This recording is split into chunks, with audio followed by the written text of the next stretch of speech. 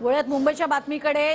मुंबईकरांना पालखी सोहळा अनुभवण्यासाठी कॉटन ग्रीन स्टेशन इथल्या राम मंदिरातनं पालखी दिंडीचं आयोजन करण्यात आलंय। राम मंदिर ते वडाळ्यातील प्रतिपंढरपूर विठ्ठल मंदिर अशी ही पायी दिंडी निघते आहे।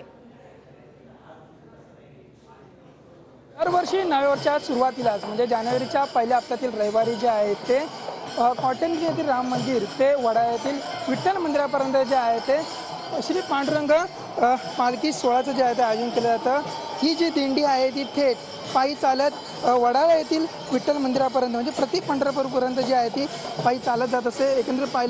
एकंदरीतच जसं काही आपण पंढरपूरला आलं आहे असं जो भक्तिमय वातावरण जे आहे ते या ठिकाणी झालेलं पाहायला मिळत आहे। दरवर्षी अशाच पद्धतीमध्ये वारकरी संप्रदाय या पालखी सोहळा जे आहे ते सहभागी होतात। मोठ्या संख्येने जे आहे ते वारकरी जे आहे ते यामध्ये सहभागी झालेले पाहिजे। मुंबईतील अनेक विभागातील शहरातील लोक जे आहे ते या पालखी सोहळ्यामध्ये सहभागी झाले दिसत आहे। ज्या महिला वारकरी ज्या आहेत त्या देखील आपण पाहू शकता। महिला वारकरी देखील मोठ्या संख्येने या ठिकाणी या पालखी सोहळ्यात जे आहे ते सहभागी झालेले आहेत। डोक्यावरती जे आहे ते तुळशीचं वृंदावन जे आहे ते घेऊन थेट जे आहे ती पायी आता थेट विठ्ठल मंदिरापर्यंत ही पालखी निघालेली आहे।